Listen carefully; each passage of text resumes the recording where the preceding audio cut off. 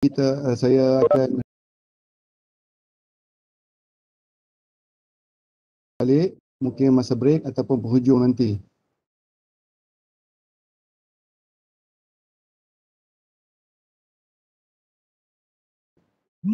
Okay, Assalamualaikum warahmatullahi wabarakatuh. Kita diberi kesempatan untuk kesihatan minda siri ketiga, siri terakhir untuk insyaAllah untuk tahun ini lah.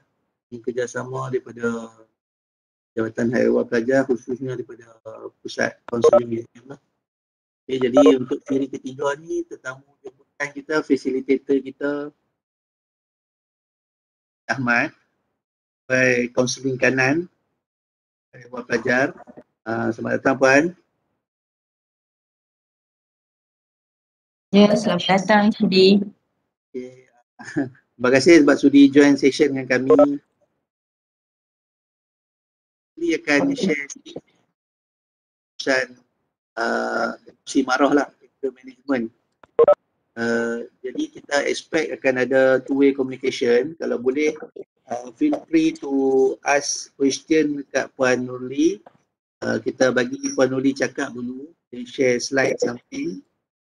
Lepas tu nanti kalau ada siapa-siapa yang nak tanya soalan, boleh Puan Nurli session secara santai. Puan Nurli, akan session kita. Terima kasih.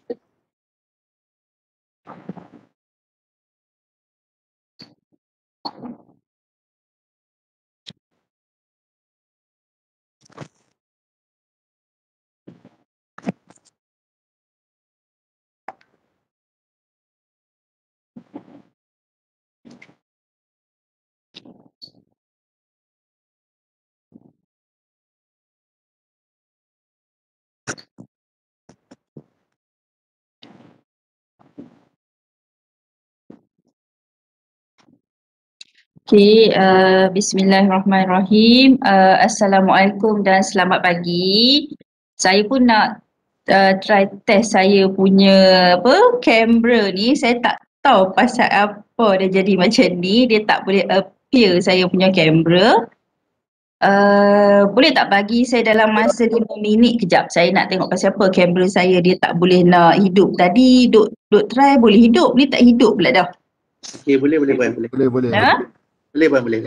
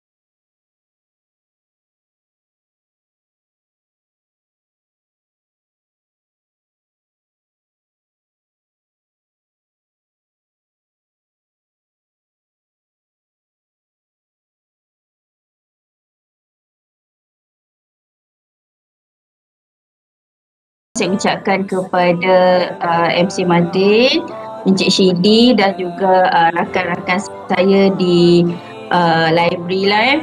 Saya penuli kaunselor daripada Pusat Kaunseling Jabatan Luar Pelajar. Saya masih baru lagi di UUM. Maknanya saya masih baru lagi lah di Pusat Kaunseling lah, tak lama kan. Sebab sebelum ni saya bertugas di Pusat Pembangunan Kerjaya lah. Okay. So saya nampak kat sini ramai kawan-kawan saya yang saya kenal kan. Saya nampak lah ramai kawan-kawan saya kan. So dekat sini kalau boleh kita nak ada two-way communication lah kan. Sebab bagi saya bila kita buat work from home ni kita pun ada banyak isu yang perlu kita harus kita selesaikan lah kan. Sebab work from home ni bagi saya bukannya mudah, tapi kita orang yang hebat sebab kita boleh melalui fasa ni dah masuk kali yang ketiga dah kita work from home.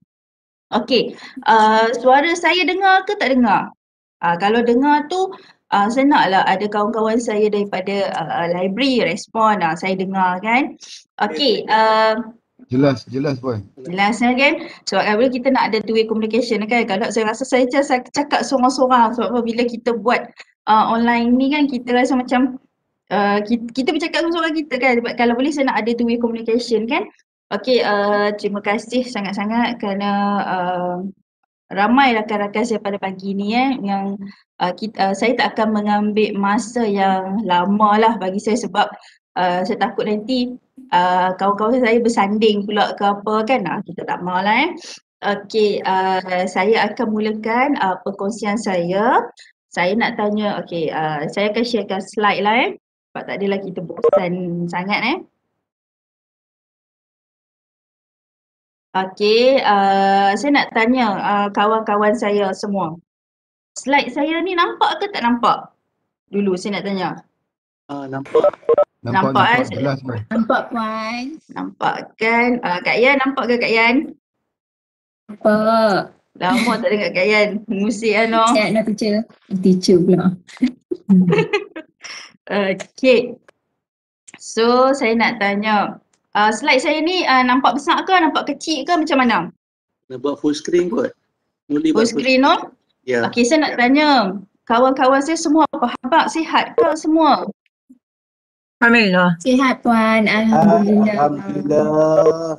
Kan, saya tak mahu saya cakap sorang-sorang tu, saya tanya apa khabar dulu. Kalau semua sihat, kita tu kot lah. Ada yang macam kawan kita ni yang muka senyum tu maknanya kita okey lah.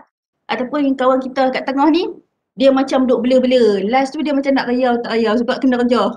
Kan pagi-pagi hari Khamis ni, Shidi pula buat program latihan suruh kami masuk join dengar lah dah kali ketiga dah ni.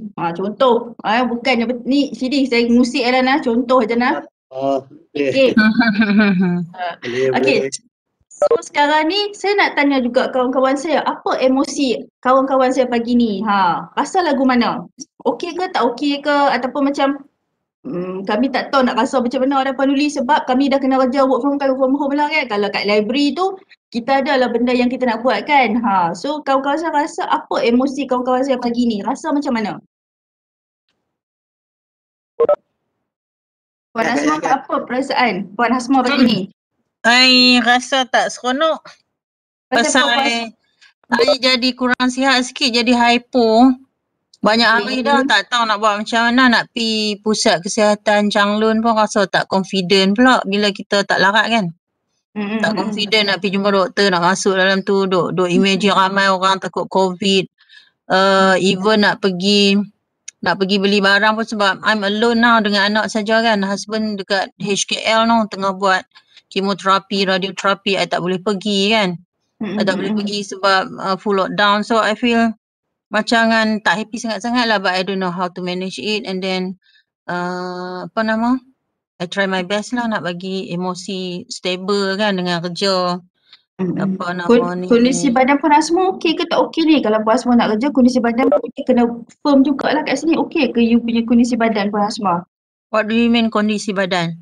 Maknanya okey tak Puan Hasma punya kata kesihatan badan Puan Hasma sendiri untuk nak engage dengan ni? Kalau boleh macam boleh sebab yang ini tak ada apa, boleh lah insyaAllah kan. Cumanya itulah Kalau I feel dia I don't know kebelakangan ni je jadi hypo, sebelum ni jarang jadi. Ramadan pun jadi sekali dua kali je. But this week jadi banyak kali, might be I over stress ke, I don't know. But bila jadi tu I kena makan macam-macam, tapi I tak berani keluar lah because I have my son ni 11 tahun, dia autism special. I jadi payah lah nak urus sebab tinggal kami 2 orang je kan. But for my work I can. Tapi nombor telefon agensi semua tu kan semua ada lah. Nombor agensi, nombor telefon orang yang penting-penting semua ada standby lah ke? I tulis, but the problem Nombor is telefon my yang penting. I tulis, but the problem is my Penting. son cannot read. My son autism learning deficiency, he cannot read. So I kena pesan-pesan lah kat dia, but he has his own phone. Dia selalu kalau macam dia pergi kelas tuition ke apa dulu, kalau I lambat dia call lah, dia pandai call lah. But I kena pesan dia selalu because unpredictable lah bila dia autism kan. So now I'm worry, tapi I nak join lah this session because I feel like I have friend, I have something, I have body to talk kan. So might be boleh kurang sikit I punya stress lah. So thank you. Thank you Puan Asma. Hopefully perkongsian saya ni dengan kita ada two-way communication dengan rakan-rakan, sedikit sebanyak boleh membantu Puan Asma lah. Puan Dayu ada apa-apa nak kongsi dengan saya ke Puan Dayu? Okey. Puan Dayu ada apa-apa nak kongsikan dengan saya ke? Emosi Puan Dayu pagi ni.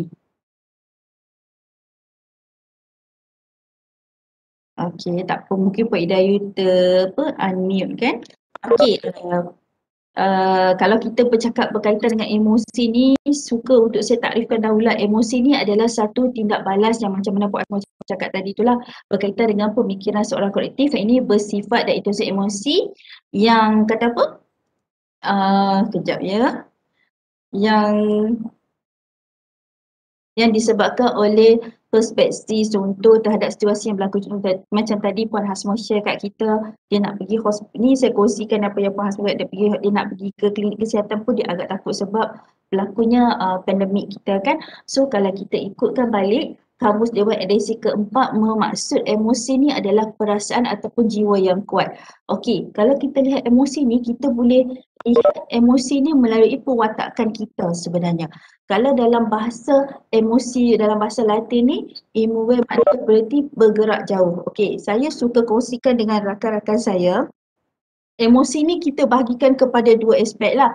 Emosi yang positif, emosi yang negatif. Okey, emosi yang positif ni kalau kita lihat kat sini, kita ada perasaan rela, lucu, kita rasa happy, kita rasa kita rasa senang, kita rasa ingin tahu, kita rasa bahagia, kita rasa suka, kita rasa cinta dan sayang, dan juga kita rasa takjub. Makna kat sini kita rasa tertarik. Emosi ni adalah emosi yang menggambarkan emosi yang positif. Makna kalau emosi yang negatif ni adalah kita rasa tidak sabar sebenarnya. Dan seterusnya kita rasa bimbang kan. Maknanya sekarang ni kalau kita lihat emosi yang ada, memanglah kita faham bila berlakunya pandemik ni, kita nak pergi mana-mana pun kita rasa macam bimbang kan. Kita rasa macam tak secure kat kita kan. Pada masa sama, emosi negatif yang kita akan kongsikan juga pada pagi ni berkaitan dengan rasa marah kan. Kita rasa marah lah sebab pasal apa? Maksud saya benda-benda yang berkaitan dengan benda COVID ni kita tak nampak kan. Kita rasa marah pasal apa? Setiap hari ada kes dia makin meningkat. Seterusnya kita akan rasa curiga. Kadang-kadang kita rasa macam aku pergi sana, aku dah balik ni macam mana, aku dah terpegang orang ke apa. Kita akan rasa macam kita tak apa nak sedap lah bagi saya rasa kalau emosi kita negatif ni. And then satu lagi kita akan rasa anxiety, kita cepat cemas kan. Satu lagi kalau emosi yang negatif ni kita akan rasa bersalah. Emosi yang kita selalu yang ada pada diri kita juga, kita akan rasa cemburu, kita akan rasa macam orang kadang-kadang meluat lah, jengkel lah. And then emosi yang negatif ni adalah rasa perasaan takut, kita depres, kita sedih dan juga kita benci. Okey, elemen emosi ni kita pecahkan kepada lah, makna kat sini emosi positif dan negatif ni memang ada dalam diri kita. Okey. Sekejap ya. Okey, yang inilah yang saya sebut tadi tu, emosi positif, emosi negatif kan. Dia adalah kita ada dalam ni kita cakap macam tu, kalau kita rasa penat ke, kita rasa macam emosi tu bermain di fikiran kita kan. Saya yakin muka-muka ni yang saya gambarkan dekat sini ni mesti ada dekat kita sini ataupun dekat ada dekat rakan-rakan saya dan juga saya kan. Kadang-kadang kita rasa macam tak tahu nak kata macam mana lah. Emosi ni kita boleh pamerkan dengan rupa kita, dengan kadang-kadang kita tahu orang tu happy ke, tak happy ke, kadang-kadang dia bercakap pun kita tahu emosi dia macam mana. Okey, saya suka nak kongsikan sesuatu yang berkaitan dengan emosi ataupun kalau kawan-kawan saya dekat sini dia suka tengok wayang dengan anak dia, mungkin dia tahu ni cerita apa. Okey, saya suka nak kongsikan dengan rakan-rakan saya satu cerita yang untuk kita nak pergi ke dalam topik emosi ni, kita mesti dengar cerita ni dulu. Boleh nak?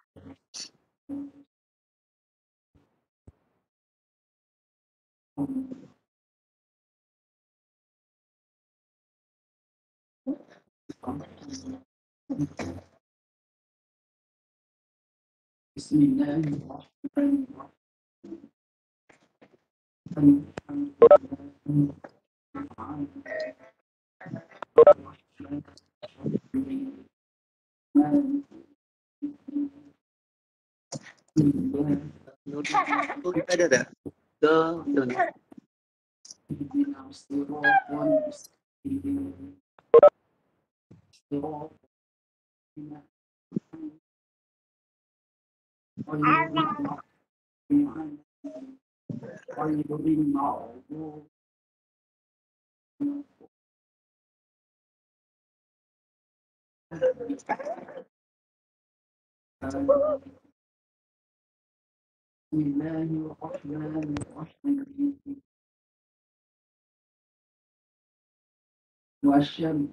والشمس وضحاها والقمر إذا دناها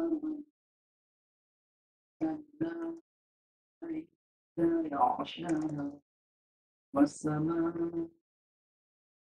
بناها والأرض وما دهاها ونفس وسواها فألهمها تقواها قد أفلح من زكاها وقد خاب من دساها كذبت ثمود بطغواها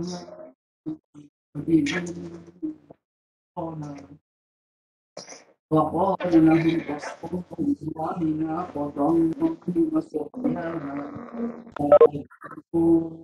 فعقروها فدمدم عليهم ربهم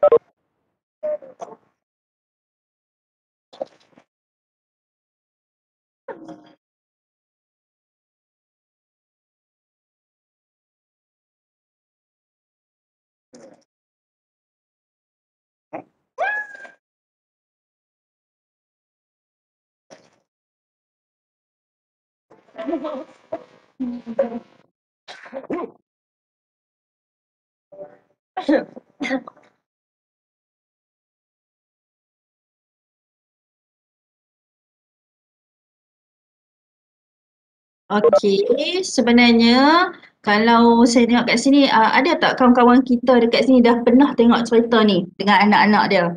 Siapa yang dah pernah tengok cerita ni? Cerita ni pada tahun 2015, ya. Saya dekat saya ni saya nampak link video tak keluar pun. Oh, tak keluar ke? Uh, Yang rakan-rakan lain keluar tak Tak video? keluar, tak keluar langsung. Nampak video. Tak keluar Ada, langsung. ada. Saya share video yang Satna. Saya ambil dekat Sat.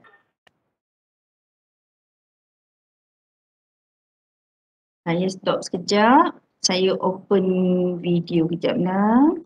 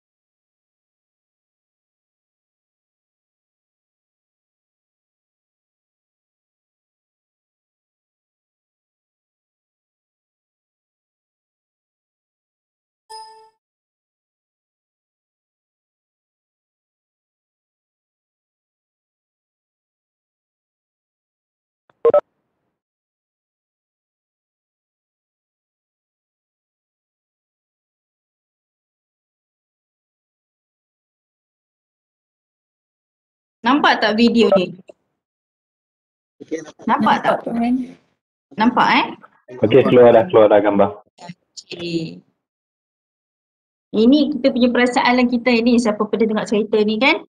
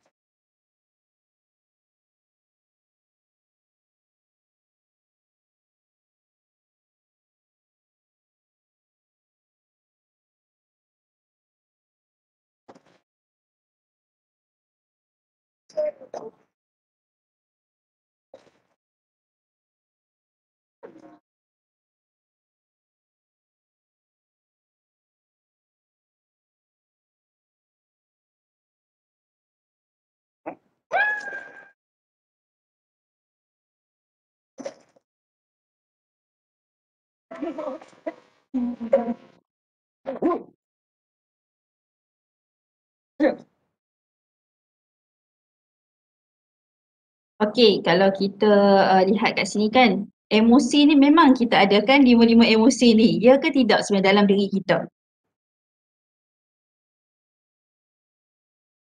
Ya, ya. Kan? So 5 emosi ni sentiasa ada dalam diri kita. So bagaimana kita nak cakna dia tu balik? Itu atas diri kita lah kat sini. Okey. So kejap saya kena back balik. Saya ingat saya linkkan tu dia boleh buka pun tak boleh, tak apa.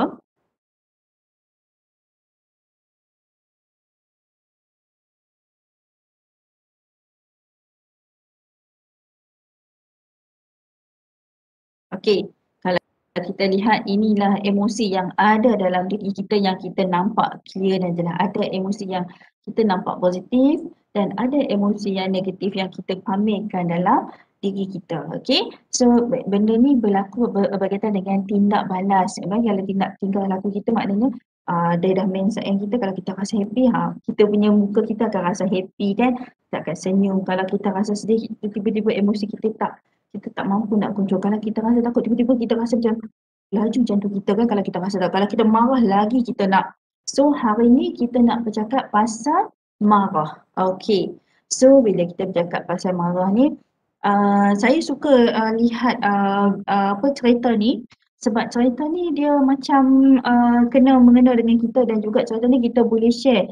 Kita boleh tengok dengan anak-anak kita. Okay. Benda-benda ni bila anak kita tahu kan kita kalau kita ada anak kita, okey, anak kita ni dia marah dia macam mana, dia happy dia macam mana. So benda ni adalah relate kepada kita lah juga kan. So saya suka nak share lagi satu video sebelum kita masuk kepada kita punya slide yang seterusnya adalah berkaitan dengan marah. Marah ni saya suka lihat untuk kita startkan ni tak adalah macam pagi-pagi ni saya takut kita pun mengantuk. So saya pun kena share dulu slide lah. Saya share satu video lagi sebelum kita nak mukadimah kita kepada untuk kita nak mula pada slide lah.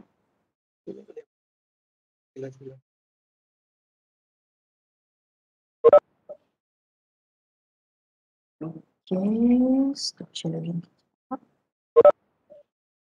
Okay, yang ini saya punya, kita dah nak masuk mukadimah berkaitan dengan apa yang berkaitan dengan marah lah. Saya ni kena banyak saya kalau takut keluar video, saya keluar video lain kan. Saya nak check takut betul ke video saya save ni. Okay.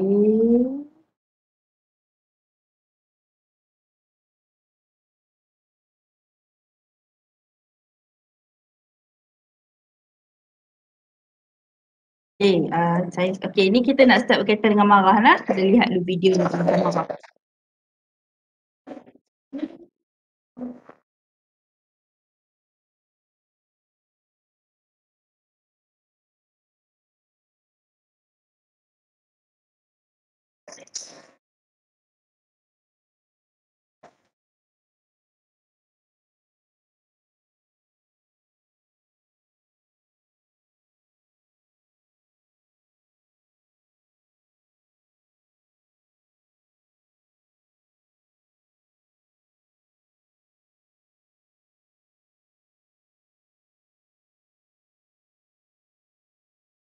Okay, so marah kan.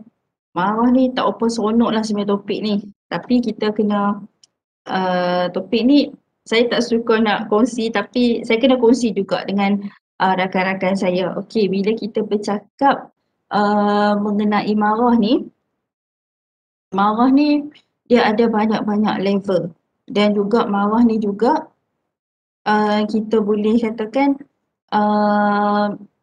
benda yang tak seronok lah, yang tak best lah sebenarnya marah ni. Kalau kita marah ni, kita pun rasa macam tak happy lah sebenarnya. Okey.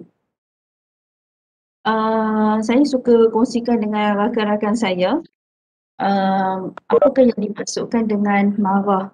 Okey, kalau kita lihat kat sini, saya boleh kelaskan marah ni kepada 8 bahagian, di mana pertama adalah sejarah ledakan marah ataupun perhubungan yang mendatangkan kemusnahan ataupun kerosakan kepada harta benda. Kan, contoh kalau kita lihat tadi, yang saya bagi emosi-emosi 5 tu, kalau kita lihat marah tu kan, kita rasa nak bebai, kita rasa macam semua tak kenal. Okey. Satu lagi adalah reaksi pemusuhan dalam diri yang kita rasa yang tidak ketara dengan diri kita. Dan yang ketiga adalah pertimbangan yang pantas dan kenyataan yang keras terhadap orang lain. Ini kalau kita katakan marah. Dan seterusnya kalau kita marah ni, bahasa badan otot kita akan menunjukkan tegang. Contoh kalau kita tengah marah, kita tahan marah kita kan, kita ketap kita punya rahang. Lepas tu kita buat macam eye contact kita pun tak apa cantik dengan orang tu, maknanya kita dalam kita nak marah sebenarnya. Tapi kita benda-benda ni badan-badan kita akan jadi macam tegang lah. Okey. Seterusnya kita boleh kata kat sini kalau marah ni adalah satu pola tingkah laku yang pasif di mana kita akan bersifat agresif, penolakan dan tidak patuh arahan lah. Okey, kalau marah ni juga kalau kita lihat balik ketidakakuran kepada undang-undang tempatan yang termaktub pada sepelemak ganja. Contoh kalau marah ni dan juga amok ni hanya ada pada orang. Marah ni semua orang ada, tapi amok ni masyarakat Melayu lah yang selalu ada kan, kalau masyarakat lain tak ada. And then kalau kita lihat nombor 7 ni adalah corak tingkah laku yang konsisten seperti mencabar. Orang marah ni kadang-kadang kan kita lihat orang ni, kita nak provoke orang tu, kita cabar lah. Kan sekarang ni contoh kalau kita kata PKP ni kan, orang kata jangan keluar rumah, kita nak keluar juga, kita cabar, maknanya kita marah ni kata pasal kita tak boleh nak macam dulu kan. So marah ni kita nampak tu benda tu, tapi sebab apa marah kita nampak? Sebab ada dekat bawah tu yang saya akan kongsikan dengan kawan-kawan saya, kenapa berlaku marah tu. And then marah ni juga kita boleh zahirkan melalui percakapan yang kesat. Kita marah-marah orang. Contoh dia kan. Okey. Seterusnya, kalau kita lihatkan iceberg ni sebenarnya kan. Kalau kita lihat iceberg ni, kalau kita kalau teori marah ni, kalau kita lihat balik, saya tak suka bawa pada teori, saya suka lebih cakap kalau kita lihat ais batu kan. Okey, kalau ais batu ni kita nampak marah, kita nampak terang kita marah. Sebab apa kita marah? Sebab mungkin ada sesuatu yang tersembunyi. Kenapa timbulnya perasaan marah tu? Okey, kalau kat sini kemarahan iceberg ni mewakili idea, walaupun kemarahan dipaparkan secara luaran, emosi lain akan tersembunyi. Contohnya kita pamerkan kita marah, tapi ada sebab kenapa kita marah. Okey, perasaan yang kita marah ni kan, kalau kita lihat kita marah sebab apa? Mungkin kita rasa sedih, kita rasa takut, kita rasa bersalah, mungkin menyebabkan seorang tu rasa tegang, macam kita rasa macam insecure. Sebenarnya tu yang sebab kita rasa marah. Okey, kalau isu marah ni bila klien datang jumpa dengan kaunselor, macam pihak kami akan melakukan penerokan. Kenapa awak marah? Pasal apa awak jadi macam ni kan? Kita nak tanya dia, kita akan buktikan. Mungkin daripada situ saya marah, saya tak suka macam ni. Okey, kenapa kita marah? Okey, apa yang menyebabkan awak marah sebenarnya? Dan dia akan cakap, saya marah sebab saya sedih. Orang kata kat saya ke apa ke. Awak marah sebab awak sedih. So, kalau kita lihat kat satu ni, kenapa kita marah? Mungkin kita rasa cemburu, kita jealous dengan orang. Kita dah buat kerja banyak dah, tapi orang tak nampak kita. Kita rasa marah lah kan. Tapi kita cakap secara non-verbal kata kita tu, kita rasa macam, aku tak marah pun, tapi sebenarnya kita marah sebab kita cemburu. Okey. Satu lagi, kalau kita tahu kita marah, kan, kita tahu kita marah, tapi kita nak, bagaimana kita nak mengatasi itu, kita kenalah cari medium apa yang boleh kita manage balik kemarahan. Contohnya pada pagi ni yang Syidi buat ni, Syidi nak ambil sikit bagaimana kita menguruskan emosi. So emosi ni ada banyak jenis kan. So Syidi skop kepada marah. So saya akan kongsi pasal marah lah kat sini. So marah ni kalau kita tahu sebab apa dan juga kenapa dia terjadi, dan apa alternatif yang kita kena buat. So kita kena ambil tindakan lah kat sini. Okay. Seterusnya, kalau kita secara keseluruhan dan rumusannya, marah ni kalau kita katakan adalah emosi yang dirangsangkan oleh pemikiran kita dan tingkah laku kita. Kalau emosi kita fikir, kan, lepas tu kita buat dengan tingkah laku kita. Okey, marah ni adalah satu penyakit yang lahir daripada situasi konflik. Makna marah ni timbul daripada mana ada konflik dalam diri kita. Konflik dengan apa? Maknanya kan marah ni timbul sebab ada konflik. Seterusnya, kalau kita lihat, kalau kita rasa marah kan, kalau saya amat yakin kita dah melalui benar. Kalau kita rasa nak marah, kita rasa macam jantung kita makin laju, tekanan darah kita makin meningkat. Kan? Pada masa sama, kalau kita duduk marah, kita ni orang yang panas baran ke apa, implikasi dia adalah sakit jantung ke kan. Sakit jantung tu memang dah pasti kalau kita duduk asyik macam kita stres ke apa-apa kan. So benda-benda ni dia kita nampak secara biologi kita sendirilah. Bila kita marah. Okey, contohlah kadang-kadang kan ada benda yang kadang-kadang kita rasa kita work from home kan. Kadang-kadang anak kita bising sikit kita rasa diam.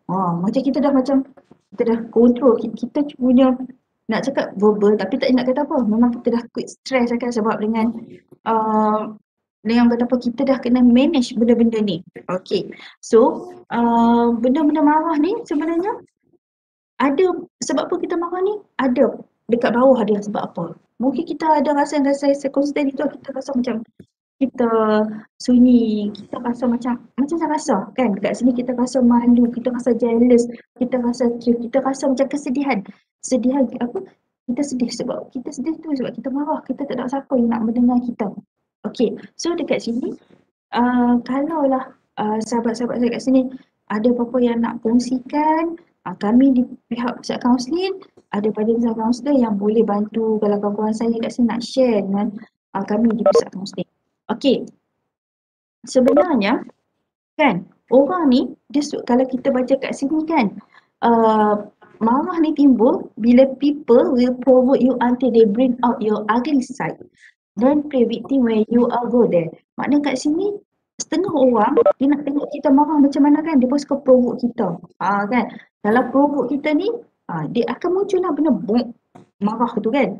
So kalau kita nak lihat balik tindak balas kemarahan kita ni, kita boleh lihat kepada 3 aspek di mana daripada aspek tingkah laku, fizikal, emosi dan tingkah laku. Yang tadi saya dah kongsikan tadi yang kata tingkah laku kita, fizikal kita tadi itulah yang kita nampak. Okey, kalau emosi kita ni kan kadang-kadang orang kata kat kita pun kita rasa macam kita tak happy tau. Kita berlaku emosi ni orang peli kita pun kita rasa awak duduk peli-peli aku ni kan.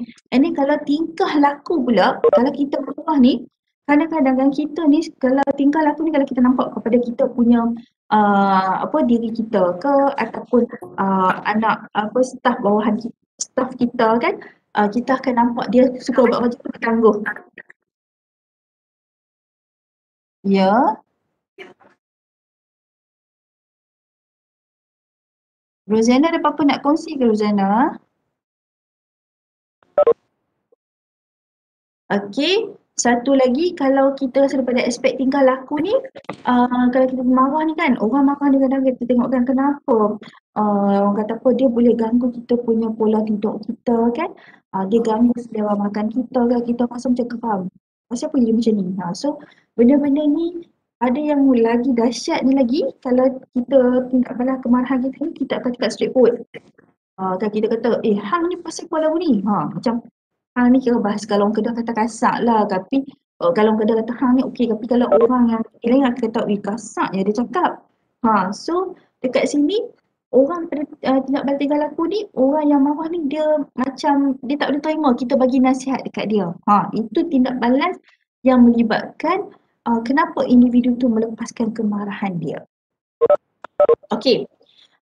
Kadang-kadang kita tanya, pasal apa kita marah? Punca dia pasal apa? Pasal apa? Sebab pertama adalah kita punya ni sabar kita ni rendah. Kan? Kesabaran kita rendah. Kita rasa, sebab apa kita rasa rendah? Sebab kita dah ambil, orang kata apa, dikuasai oleh kekecewaan kita. Kita rasa frust, kita rasa macam tak seronok. Kan? And then seterusnya adalah faktor genetik ataupun psychological. Dia kata yakni, ada saya kata turunan yang pandai baran ke, contoh kata orang kalau muka macam, contoh saya tak suka highlight orang lain lah, saya suka highlight diri saya. Muka macam mix ni, dia pun pandai baran lah, tak maulah kata kita ni mix mana kan. So jadi pandai baran, faktor genetik juga. And then budaya dan sosial. Kadang-kadang kan orang akan lihat kalau orang yang suka mempamerkan perasaan marah ni adalah orang tak suka atau orang rasa dia ni asyik marah saja kan. So benda ni sebenarnya kita akan rasa orang yang nak marah ni akan rasa macam tu sebab orang dah pandang dia slack. Sebenarnya dia mempamerkan perasaan marah tu bersebab okey. Tapi bila pandangan masyarakat menyebabkan dia rasa macam kalau aku marah ni mesti orang label marah. Sedangkan dia marah ada sebab. Dia tak akan marah tanpa sebab. Okey. Tu berlakunya kemarahan tu. And then seterusnya mungkin kita lihat kat sini latar belakang keluarga dia. Mungkin kita buat penerokaan pada dia. Mungkin dia datang daripada keluarga yang berpecah belah ke kan, ataupun dia yang kena tanggung bagasi-bagasi family dia yang makna ni kat sini dia macam struggle lah, dia trigger balik apa benda yang dia nak kena buat tu. And then pada masa sama ni kita marah sebab apa? Sebab pemikiran kita dah tak rasional. Sebab kita dah tak tahu kita nak pergi ke mana. Kan kita kadang-kadang rasa macam aku rasa betul dah aku buat ni. Tapi bila fikir balik macam dah betul. Tapi sebenarnya apa kita buat tak betul. Dah pemikiran kita dah tak rasional dah kat sini. So macam mana kita nak salurkan benda ni? Ini adalah menimbulkan rasa dan punca kenapa kita marah. Seterusnya, kalau kita, yang ni yang saya cakap yang lima yang tu adalah secara am. Tapi kalau punca kita masa kita dekat pejabat pula adalah kenapa kita rasa marah? Sebab kita rasa berlakunya ketidakadilan dalam pembahagian sumber dan juga kepenampilan. Maknanya kita rasa tak adil. Kita rasa marah sebab kita rasa macam kerja ni kita yang kena buat. Kita yang kena buat itu, kita kena buat ini. Kita rasa macam kadang-kadang kita tarik nafas dulu. Sebab kita rasa kita marah. Seterusnya, berlaku perubahan tempat kerja, keadaan arahan kerja. Okey, so makna kat sini, dalam organisasi kenapa kita marah? Sebab kita mungkin ditempatkan satu tempat yang lain. So, kita nak dapatkan sesuatu, orang kata apa, nature tu ataupun satu yang kita rasa boleh untuk satu benda tu, dia take time kan. Pada masa kalau kita pula kena ada deadline, lagilah kita rasa macam kena buat ni. Tapi pada masa kita tak tahu macam mana kita nak lampirkan kemarahan kita tu. Kadang-kadang kita nak marah diri kita pun ada. Kadang-kadang kita nak marah orang lain pun ada. Kadang-kadang kita nak marah pekerjaan kenapa boleh jadi macam ni. And then satu lagi, punca yang berlaku dekat pejabat ataupun organisasi adalah wujudnya perasaan tidak mempercayai atau syakwa sangka. Kita syakwa sangka pada orang. That's why kita rasa macam tu yang kita nak marah sangat tu sebab kita rasa dia ni okey ke dengan kita, dia ni macam mana. So kita ada syakwa sangka sebenarnya bila kita rasa itu yang berlaku punca-punca kita marah. Seterusnya berlaku perubahan sistem bekerja lah kan sekarang ni. Kalau kita lihat balik dah berlaku perubahan sistem bekerja kita. So kita kena manage betul-betul kan. Kalau pukul 8 kita dah kena ada dekat depan busy, kita kena ada lah kan. Kan. So kat sini memang kita kena betul-betul acuh lah kat sini. Dan juga satu lagi kenapa kita marah sebab kadang-kadang kita buat keputusan dengan pilihan yang salah. Dan satu lagi kita menjangkakan kebolehan dan keupayaan kita ada tidak selari. Kita rasa macam tidak okey tapi pasal apa jadi macam ni. So benda-benda ni yang bermain di fikiran kita. Okey, so benda-benda ni lah yang berlaku pada diri kita lah sekarang kalau kita marah. Punca dia sebab apa? Yang saya kongsikan pada organisasi ni lah. Seterusnya, kalau kita nak tahu kita marah, kita kena tahu simptom dia tadi tu. Kalau kita, yang saya kongsi ni memang tidak balas, tapi simptom yang kalau kita dengar kawan-kawan kita ni ataupun diri kita rasa marah, kita rasa macam suara kita ni dah terketak-ketak kan. Kita marah, kita rasa macam terketak-ketak. Lepas tu kita rasa tangan kita berpeluh, badan kita shaking, menggeletar. And then seterusnya tekanan darah tinggi. Maknanya kat sini kalau kita tengok orang tu marah kan, hang pakai pi lah blusher atau mana pun, saya yakin anda pun dapat lihat ataupun kawan-kawan saya dapat lihat muka akan jadi merah. Maknanya kat sini hormon stres dia dah naik dah. Maknanya kat sini kan, kalau muka orang tu dah merah kan, macam kita tahan tapi kan still dia macam akan jadi marah sebab muka kita dah menunjukkan. Sebenarnya kadang-kadang non-verbal kita tak boleh menipu kita. verbal kita cakap ya. 80% non-verbal kita kan, kita dah tahu dah orang tu macam mana. Kan? Sebenarnya non-verbal kita tak pernah menipu dan kita boleh teliti. Oh dia ni macam, kerana sekali kita lihat kan, orang menipu kita pun kita tahu. Oh mata dia tak pandang kita. Kita dah tahu dah. Non-verbal tak boleh tipu. So begitulah juga bila kita nak kena pasti kemarahan ada dalam diri kita ataupun yang ada dekat kawan kita. Okey. Seterusnya, kita rasa pernafasan kita jadi pendek dan juga kita rasa macam pernafasan kita ni jadi pendek dan juga pantas. Kan kita dudak, kita rasa bunyi. Kita punya kita punya pernafasan kita pak. Lepas tu kita rasa marah tu, kita rasa nak menjerit. Kita kata, awak hang lagu ni macam ni. Kita rasa macam kita nak marah. Bila kita marah, kita akan cakap menjerit. Itu simptom orang nak marah. And then kalau kita rasa kita marah ni, kita rasa macam badan kita jadi macam, aku tahu, freeze kejap badan kita. Ada beberapa macam kita, kadang-kadang kalau kita marah kita lihat kan. Okay, either perempuan ke lelaki, kalau kita marah kita akan rasa macam kita genggam tangan kita berkaku sekejap kan. Betul tak betul? Cuba kita lihat diri kita balik. Okay, seterusnya, kalau kita marah ni, simptom yang seterusnya adalah orang marah ni kan, kita tengok tiba-tiba dia punya kekuatan fizikal dia tu kuat ni, pada tak larat ni tiba-tiba dia mangkit, dia ketuk meja, dia marah sungguh. And then kalau orang marah ni kita dapat detect dia, percakapan dia cepat dan bernada tinggi. Dan juga kita akan rasa kalau kita marah ni, kita rasa tak tegang otot-otot kita. Kita macam, stres ni. Kan? So, benda-benda ni lah yang kawan-kawan saya perlu lihat. Kenapa seseorang tu marah? Ataupun kita yang marah ni macam mana kita nak overcome balik marah kita ni. Okay? So, dekat sini, kalau orang marah ni juga, kita nampak tau. Orang marah ni, dia jadi pattern ataupun kita marah, kita akan buat kritikan. Aku rasa dia ni tak okey lah. Pasal apa lagu ni? Pasal apa lagu tu? So, orang yang ada simptom marah ni, dia banyak buat kritikan. Kritikan ni sebenarnya ada yang membina diri dan ada juga yang menggagalkan diri bagi saya. Di mana kalau kita buat kritikan yang membina diri kan, orang kata, hang ni, awak ni macam ni. Contoh saya suka relatekan pada diri saya nak kritikan. Kritikan kat sini macam saya kan homesick. Saya homesick. Cousin-cousin saya ramai yang kata apa, keputusan peperiksaan dia baik pada saya lah kan, boleh melakukan universiti. And then bila saya homesick ni ada makcik-makcik bawang lah kata, hang masuk homesick ni nanti hang kena habis homesick ni belum tentu hang dapat universiti, hang mesti kena jaga adik hang kena masak kat dapur ke apa. Saya kata apa, tak apalah aku homesick, tapi aku akan buktikan walaupun aku homesick, aku berjaya masuk universiti dan aku dapat kerja yang baik.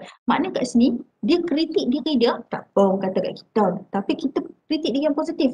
Okay, so kita akan buktikan yang kita ni akan menjadi seseorang. And then seterusnya, kritik diri yang negatif ni, di mana orang kata kat kita, yalah aku ni macam ni, maknanya kita membiarkan perasaan kita macam tu.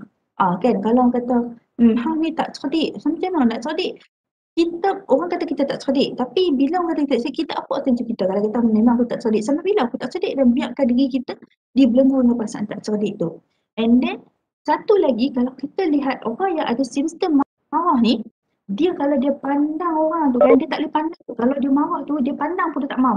Dia kata apa, itu amat kata meluat gila-gila. Kalau kita tengok dari perasaan kan, ada 5 emosi yang ada dari kita tu.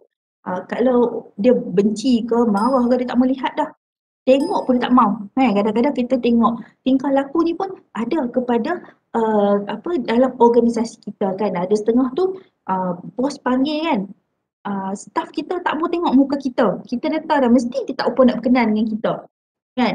Saya kata apa, kalau yang ada macam tu tak apa. Kadang-kadang sebenarnya orang yang marah ni lama-lama, kalau macam ayak lah kan, lalu dekat batu, lama-lama dia jadi macam mana batu tu. Makin kecil kan. Lama-lama dia okey lah. Sebenarnya marah ni sebenarnya tak dapat. Kalau kita marah ni, tak ada apa pun sebenarnya. Kan kita yang rasa rugi sebenarnya sebab kita akan mengalami banyak isu dalam diri kita. Seterusnya kalau kita marah ni juga, simptom marah ni kita nampak muka kita akan berpeluh sikit kalau kita marah. Kan? Check balik. Kan? Kita rasa macam ada peluh lah. Kan? Rasa ni. Ataupun kita rasa muka kita merah macam saya kata tadi itulah. Okey. Seterusnya, kalau kita marah ni, kita nampaklah kita punya tingkah laku ni pasif. Kan tingkah laku pasif ni kan, kita ni orang yang macam tak meletup. Tiba-tiba jadi agresif, kita marah sungguh. And then simptom marah ni kita akan rasa bimbang. Betul ke macam ni ya? So sekarang ni kita rasa macam bila berlaku marah ni, inilah yang akan ada dalam diri kita. Simptom-simptom ni lah kawan-kawan saya kena tahu lah kalau kita pada diri kita ataupun orang lain bila kita berurusan, kita kena standby. Okey. So dekat sini saya nak kongsikan dengan kawan-kawan saya, marah. Marah ni ada macam-macam jenis. Marah ni kalau kat sini saya kelaskan kepada 3 jenis, iaitu marah yang berselindung, marah yang meletup dan marah yang kronik. Dalam berselindung ni pula, ada 3 pecahan marah. So kat sini kalau kita nak tahu kita pattern lagu mana, sebab saya bila kita online ni, saya terpaksa lebih kepada teorikal sikit lah sebab kalau untuk ada juga kalau kita face to face, mungkin saya akan bagi satu instrumen macam ni, kita nak isi marah kita tak tahu label macam mana kan. So yang ni dia agak susah sikit lah. Okay. Kalau untuk kata apa, kita nak lihat pattern marah kita ni, okey, ada 3 jenis. Dalam 3 jenis ni ada dia punya sasar. Okey, kalau berselindung ni, okey, ada 3. Okey, kalau meletup ni kita ada 4 jenis meletup. Kita marah ni ada 4 jenis dan juga kronik lah. Okey, saya suka kongsikan yang pertama daripada kemarahan yang berselindung ni, anger avoid. Kita avoid. Avoid ni maknanya kita marah tapi kita takut pada kemarahan. Maknanya kalau kita kata ciri yang pertama ni, anger avoidance ni adalah di mana takut pada kemarahan, mengelak daripada marah dan langsung tak mau fikir pasal marah. Orang yang marah, dia marah tapi dia selindung. Maknanya kat sini dia tak suka marah, dia suka elak daripada dia nak fikir mengenai kemarahan. Okey, marah ni kalau kita lihat kawan yang macam dia ni sebenarnya marah tapi dia tak habaq. Kan? So orang ni sifat dia ada mereka yang dia pun tak mau marah, dia pun nak kahwin, nak elak. Okey, kalau orang marah ni tidak akan bersikap asertif dan membiarkan orang lain mengenepikan hak mereka dan jiwa perasaan. Macam orang yang anger avoid ni sebenarnya dia pun ni senang dimanipulasi tau. Sebenarnya dia pun marah tapi dia pun senang dimanipulasi oleh kita lah, yang pandai ambil kesempatan. Dia tahu kawan ni marah tapi jenis tak tunjuk. Yang inilah yang kadang-kadang orang kata terkena kan. So yang lagi geng ni kita kena be careful lah. Dia marah tapi kita sengaja, tapi jangan sampai satu level dia boleh buat tak tahu kat kita. Okey. Next adalah sneaker anger. Sebenarnya dia marah. Okey, kemarahan sneaker ni adalah dia marah. Tapi dia tak menunjukkan kemarahan dia tu secara jelas. Kalau kat sini kita nampak lah. Dia marah tapi dia tak tunjuk melalui mimik muka dia ke apa ke. Contohlah kalau kita tengok kan, orang yang marah pattern macam ni kan, dia tak patuh arahan. Kalau kita nampak kan, orang marah ni yang pattern lagu ni, dia suka tangguh kerja. Lepas tu kadang-kadang kita bagi kerja kat dia, dia kata, saya terlupa lah apa yang tuan bagi lah, saya tak ingat lah sebenarnya. Bukan tak ingat, tapi dia sengaja. Kat sini dia marah, mungkin dah sebulan banyak ke apa ke, kan? Dia macam selindung lah, sebenarnya dia marah. Tapi kita nampak daripada punya tingkah laku. Kalau sneaker ni kita tengok daripada tingkah laku orang marah tu macam mana. Pattern dia macam ni. Seterusnya, kalau paranoid anger ni, yang ni yang kita tak mahu ni. Dia sentiasa memperkatakan sesuatu yang tidak baik di belakang. Maknanya kat sini, orang marah ni kan, dia marah. Kalau kita ada kalangan kita ke, ataupun rakan-rakan kita kan, dia marah tapi dia suka cakap kat belakang. Dia percaya orang lain, dia dalam diri dia ni, maknanya kat sini pemikiran tidak rasional di mana dia percaya orang lain sentiasa nak marah dia. Okey, sikap macam ni kan kita boleh nampak tiba-tiba dia jadi cemburu buta, dia rasa tak selamat, dia rasa paranoid. Kan, kadang-kadang kan kalau kita tengok yang cerita yang baru-baru ni pukul 7 malam tu, Sabarlah Duhai Hati tu kan, si Nadia tu, dia dah macam paranoid dah.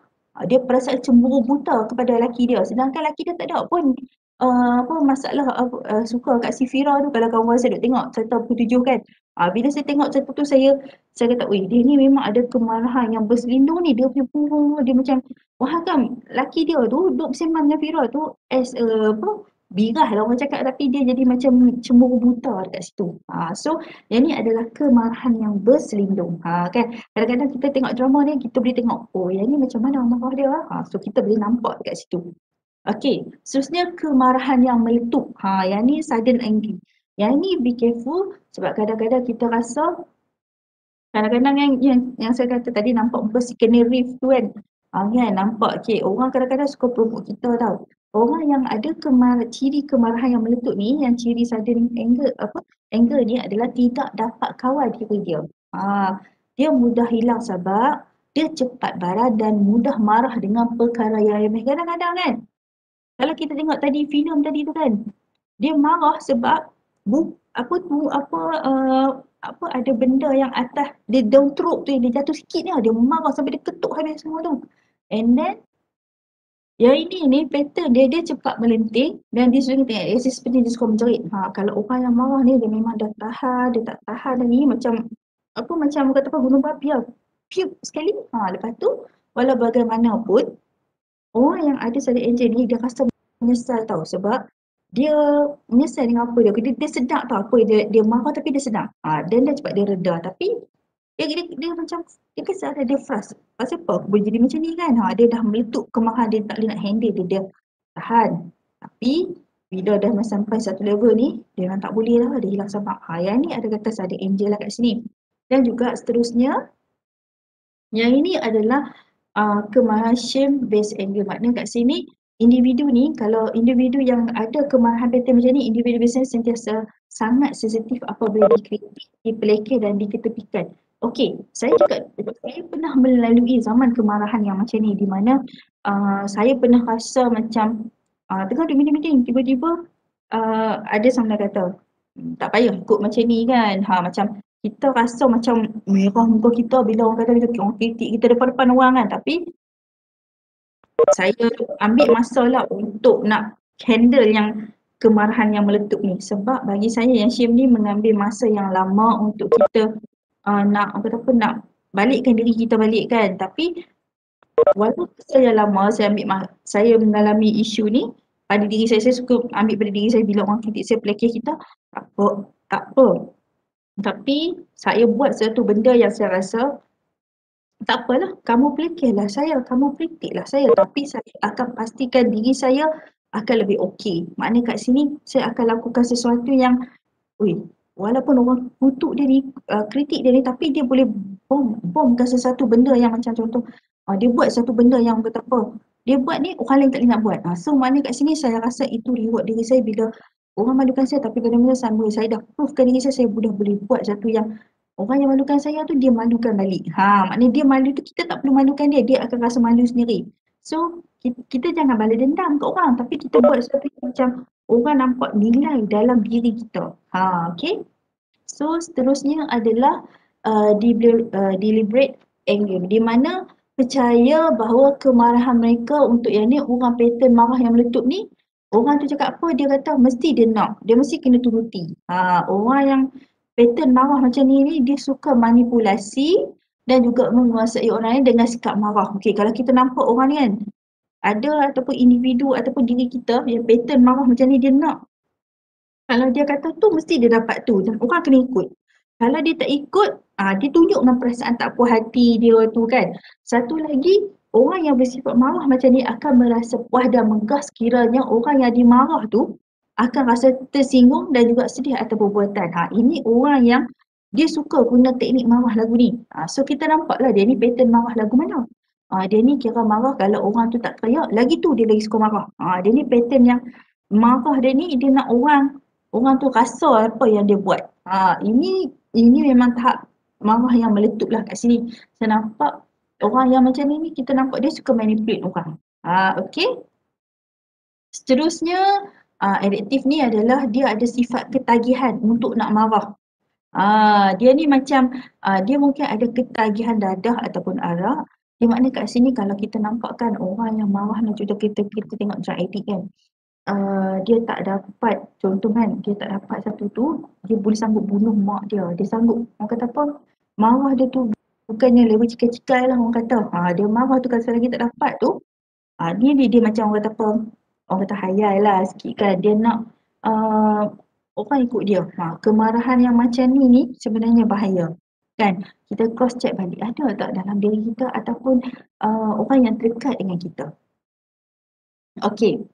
Kalau orang yang jenis marah kronik ni, dia menjadikan marah tu sebagai satu sikap yang berterusan. Dia rasa selesa dengan sikap yang ditunjuk tu. Okey. Kat sini kan asyik kalau benda sikit dia nak marah. Benda sikit dia nak marah. Kan? Dia rasa benda tu dah jadi macam habit dia dah. Tidak merasa susah hati ataupun sikap dia tunjuk dia ada keinginan untuk berubah.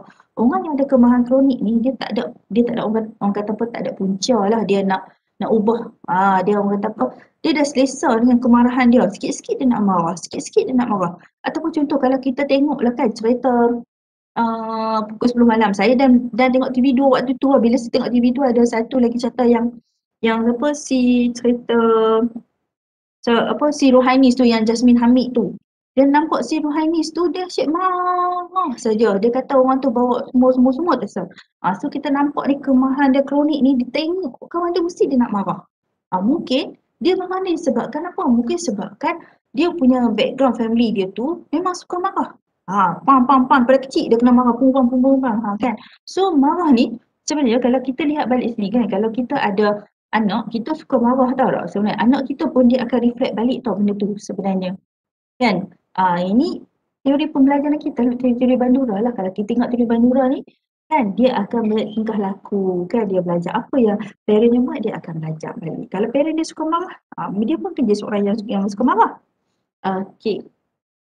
Satu lagi, kesan kita marah ni akan jadi apa sebenarnya? Kesan kita marah ni kita akan boleh mengakibatkan kebinasaan, kerosakan pada diri kita. Maknanya kat sini kalau kita marah ni, dia bukannya dapat apa pun, kita yang rasa macam tak syok lah. Kan contoh kalau kita marah ni kan, pada diri sendiri kita suka macam pada diri sendiri kita tengok kan kalau orang marah kan, dia pun suka mencederakan badan mereka, dia pun suka pukul badan mereka. Kadang-kadang dia suka maki hamun orang. Kan? Dan juga kita tengok hubungan dia dengan orang lain tak okey lah. Kan dia rasa macam hang tengok aku tengok hang buat tak tahu. Tu maknanya kalau kita nampak orang marah lah. Satu lagi kemarahan ni kita boleh katakan boleh menyebabkan mental kita, emosi kita tu akan menjadi beban kepada kita. Kita marah kan. Kita selalu berfikiran tidak rasional. Kenapa jadi macam ni? Kenapa macam tu macam tu? Okey, kemarahan ni menyebabkan seseorang akan bertindak dengan melepaskan kemarahan kan. Dia marah ni kadang-kadang kan bukan dengan mulut saja, dengan tingkah laku pun dia buat sekali. Okey. So dekat sini kemarahan ni sebenarnya tak ada apa pun, kita yang rugi kan. Kalau contohlah kalau kita tengok kan, marah ni sebenarnya kan, orang kata kan, kalau kita buat Islam ni, syaitan tu yang duk main hasut kita tu kan, macam-macam. Itulah, inilah, syaitan suka lah kalau kita marah kan.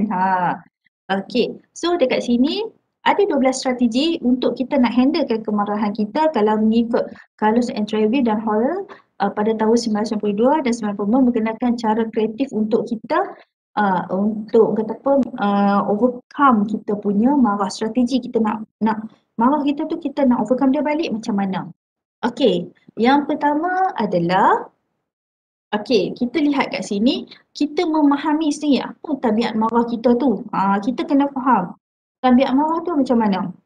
Kita ni jenis orang yang kita pasif ke, kita aktif ke, kita nak pendam ke, kita nak luah ke. Okay, kalau kita marah, kita luah, kita rasa kurang ke tak rasa kurang kan? Okey, seterusnya kalau yang kedua adalah kita membuat catatan di mana saya rasa kawan-kawan library saya kan, kawan library saya mesti suka banyak menulis kan, suka buat catatan kan. Kalau kita marah kan, tak seronoknya, tulis dalam diary. Kita tak suka apa kan. Contoh, saya suka tengok Kak Yan suka masak apa kan dalam Facebook kan. Ni Kak Yan dia rasa dia happy lah kat situ. Contoh kan. Puan Asma, orang yang sangat straightforward cakap. Saya suka bersama dengan Puan Asma sebenarnya. And then, ada kawan saya juga, Zu pendiam orang dia, saya tahu. Tapi orang dia manis orang dia. Okey. Nombor tiga adalah mengurang tahap kemarahan kita tu melalui agama kita lah kan. Kalau kita dah nak marah ni, astagfirullahalazim kan. Kalau kita rasa nak marah lagi kan, okey, pergi ambil air, minum. Okey, lepas minum tu kita kodamkan diri kita. Rasa macam tak boleh, ambil air semayang. Itu je. Dan satu lagi, kalau kita rasa ni, kita cuba bayangkan, kita buat teknik bayangan. Apa benda yang happy dan mengurangkan kita punya rasa marah kita.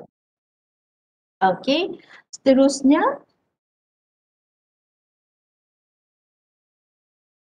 Sekejap ni.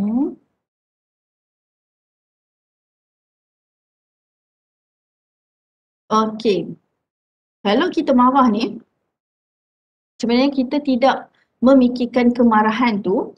Okey, kemarahan kita membayangkan, contoh saya kata tadi, kita kena bayangkan benda-benda yang happy. Apa benda yang kita happy? Kalau kita kata, aku marah ni, sebenarnya apa yang aku buat? Contoh kalau kita marah, kita kata, okey, aku suka makan aiskrim.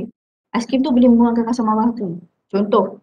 Kan, kalau kita marah ni, kita banyak bercakap pada diri kita. Maknanya kita self-talk dalam diri kita. Seterusnya, kita menyelesaikan diri dengan cara tertentu, kita mengucap ke, kita duduk. Kadang-kadang kan teknik kita marah ni, kita kena ada masa untuk diri kita, untuk kita pause sekejap, kita berhenti sekejap, kita reflect balik sebab apa, kenapa kita marah tadi.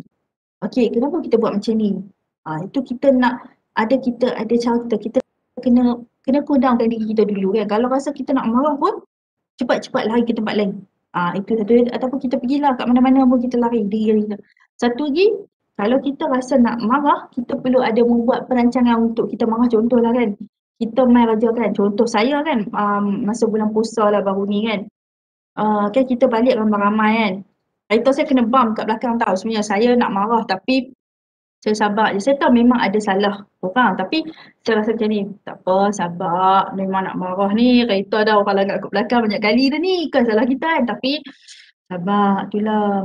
Tak apa, kalau saya nak marah pun, saya akan buat perancangan. Saya elak marah saya tu, saya diam. Saya tarik nafas, saya pergi, so tak apalah, kita settle lah cara baik, saya kata macam tu. Kan, tapi dalam hati tu dah memang marah dah lah. Kata aku kena langgar lagi kan. So, tapi bagi kita nak elak kita rasa marah tu kan, kita sabar lah, nak macam mana benda tu kan. Kita tak tahu benda nak berlaku kan.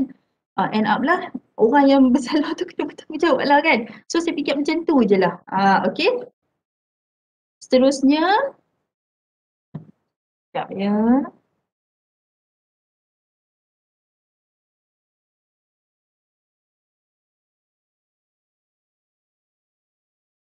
Orang marah ni kadang-kadang, dia ni kalau boleh kan, kalau kita rasa marah ni, strategi dia kita perlu ada rakan-rakan ataupun yang kita rasa kita percaya, kita cakap dengan kawan-kawan kita. Kita rasa macam, wait, aku rasa kan, aku tak puas hati lah dekat si A ni macam ni. Tapi nak cari kawan pun, carilah kawan yang kita rasa boleh berkongsi dan menyimpan kita punya rahsia kita. Kan kalau jumpa kami di pusat kaunseling, kami tak ada etika kerahsiaan. So kami tak bolehlah kongsikan dengan orang lain. Melainkan kalau kami dapati sahabat saya yang jumpa kaunselor ni ada cuba nak cederakan diri ataupun mengancam nama orang lain, etika kerahsiaan kami sebagai kaunselor akan terlerai. Okey, satu lagi, nombor 8 adalah membina jangkaan positif terhadap orang lain dan juga maknanya kita kena kadang-kadang kita kena stereotypekan orang tu positif dan kita stereotypekan orang tu negatif. Kalau negatif, sampai bila kita tak suka orang tu. Kalau kita kata orang tu positif, positif lah orang tu. And then nombor 9, kita try buat marah ni dengan menyelesaikan masalah yang kita hadapi tu dengan baik lah. Kita cuba selesaikan macam ni secara baik kan. Contoh, saya cuba relatekan dengan diri saya bila saya bercakap ni, marah kan banyak isu yang saya kena langgar kat belakang kan. Teknik dia saya selesaikanlah cara baik, kita ikutlah cara peraturan kan. So sekarang ni saya tak rasa nak marah lah sebab kereta saya pun dah selamat diperbaiki kan. So kalau kita marah kan, kita nampak kita makin tua tau muka kita kalau kita marah. Kalau orang perempuan ni dia tak mahu nampak tua, so jangan kita marah sangat. Okey, kalau kita lihat kat sini, tip dia sentiasa berada dalam, maknanya kalau kita nak marah ni kan, kita pilih buat satu aktiviti yang kita rasa okey, apalah kalau mau marah ni kan, tak apa, kita pergi jogging ke kan, pilih jalan-jalan kat mana bagi kita kurangkan sikit ni. Kurang rasa nak marah tu pada orang tu, kita kurang. Apa kita dah buat. Kalau kita nak marah ni okey, tak apalah, kita pergi tanam pokok ke apa, kita buatlah aktiviti yang kita rasa boleh kita mental kita kembali kepada yang normal balik lah. Maknanya emosi kita pun, kesihatan mental kita tu akan jadi positif. Yang nombor 11 adalah okey, kadang-kadang kan kita kena menzahirkan juga rasa marah kita tu, kita kena juga cakap kenapa kita tak puas hati kan. So kita buat cara yang berhemah lah. Kan? Kita cari alternatif macam mana kita nak cakap kita tak puas hati ni. Tapi pada masa sama yang kita rasa marah ni, orang kata marah kita tapi tak nampak kita marah sangat, mana cara yang lembut lah dekat sini. Satunya lagi kita kena ingat tau. Okay, kita kena lupakan kalau kita ingat teori Gestalt ni, kita kena fikir here and now lah. Apa masa sekarang yang kita nak. Jangan kita fikirkan yang lepas. Pengalaman lepas dia menyebabkan kita akan rasa nak marah kan. So, kalau dalam teori Gestalt ni, kita buat kursi kosong. Kursi kosong ni kita bercakap lah. Contoh, kenapa kita jadi macam ni? Bos kita kata macam ni. Kita kena bercakap. Kursi kosong ni, kita sediakan kursi, kita bercakap. Kenapa macam ni? Kita kena ada bercakap juga dalam diri kita. Sebab bila kita bercakap pasal marah ni kan, marah ni adalah sesuatu yang tak sihat sebenarnya. Kan? Kalau kita lihat kan, kenapa orang tu marah? Bersebab lah yang saya kongsikan tadi tu.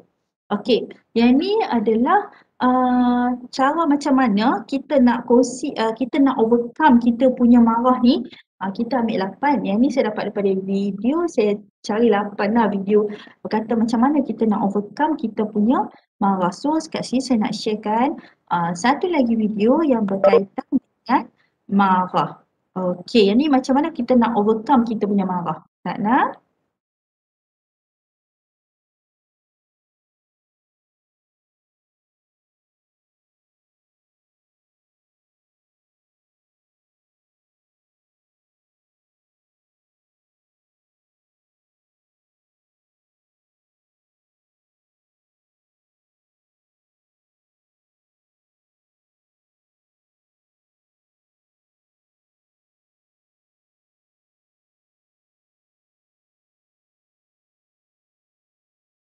Ini adalah 8 cara. Yang saya bagi tu 12. Ni saya tambah sikit lah 8 cara macam mana kita nak overcome kita punya marah kita. Cara dia, okey? Okey, mungkin rakan-rakan boleh lihatlah video ni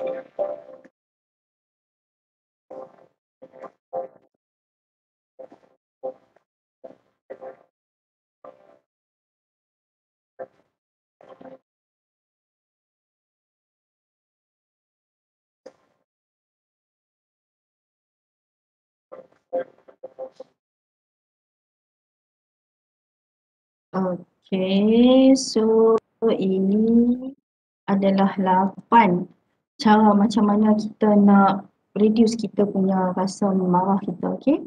So dekat sini saya nak kongsikan juga dengan rakan-rakan saya ada satu cara, okay, satu teknik lah kan kita panggil konsep pause kat sini, kita berhenti Ustaz. Macam mana kita nak berhenti? Sebab kalau kita kata konsep pause ni, di mana konsep ni adalah sangat baik, di mana kita nak uruskan kemarahan kita. Kerana kat sini bila kita ada konsep pause ni, konsep ni secara tidak langsung kan akan menjadikan kita orang yang penyabar kan, sabar kan, walaupun sebenarnya bila kita dah makin berusia kan, tahap kita nak marah kan sebenarnya dah makin kurang sebenarnya. Kalau kita lihat balik okey, konsep pause ni sebenarnya kita berhenti Ustaz.